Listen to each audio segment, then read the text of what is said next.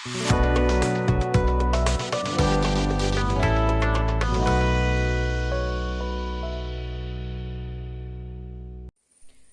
Friends, இந்த கத்திரிக்காய் செடி இங்கே நான் வீட்டுக்குள்ளாரையே தாங்க இது வச்சுருக்கேன். ஏற்கனவே இந்த செடியை நான் காமிச்சிருக்கேன். ரொம்ப சின்னதாக இருந்துச்சு.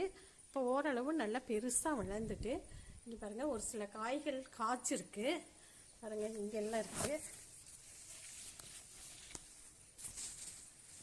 இதை பாருங்கள், எல்லாம் மறைஞ்சிட்ருக்கு. அதை பாருங்கள், இங்கே இருக்குது. அதான் பாருங்கள், இங்கே இருக்குது.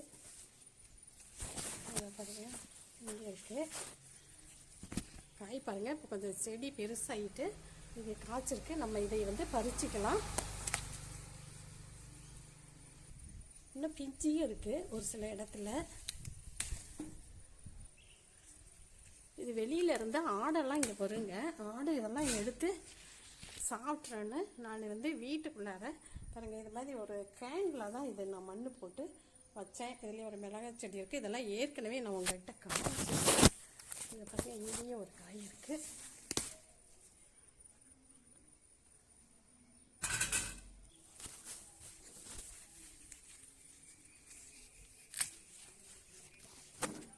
இன்னும் ஒரு சின்ன சின்ன குட்டி சின்னதாக இதெல்லாம் இருக்குது. பெருசான உடனே பாருங்கள், இதெல்லாம் பெருசான உடனே பறிச்சிக்கலாம். இதை பாருங்கள், இங்கேயும் ஒரு பிஞ்சு வந்திருக்கு.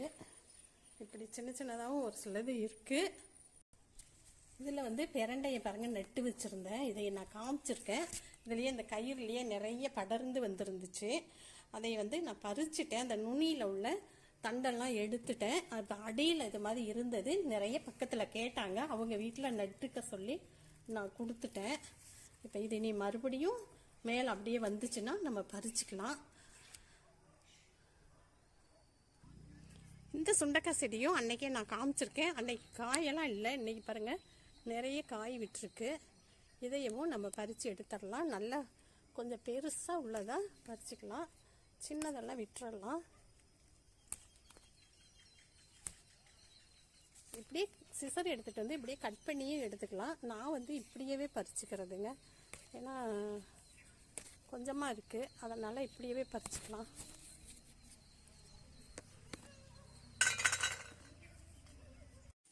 சுண்டைக்காயும் பறிச்சுட்டேங்க. பாருங்கள், இவ்வளோ இருந்தது. என்னதான் நம்ம கடையில் நிறைய காய் வாங்குறோம் தான், இருந்தாலும் நம்ம வீட்டில் செடி வச்சு இப்படி பறிக்கும் பொழுது ஒரு மனசுக்கு ரொம்ப ஒரு சந்தோஷமாக தான் இருக்குது. உங்களுக்கு எப்படி இருக்குன்னு தெரியல, எனக்கு ரொம்ப சந்தோஷமாக இது இருக்குது. நீங்களும் இது மாதிரி, இது ஒரு செடி தாங்க, ரோட்டில் இருந்துச்சுன்னா ஆடு தின்னுருதுன்னு நான் எடுத்து இங்கே நட்டு வச்சேன்.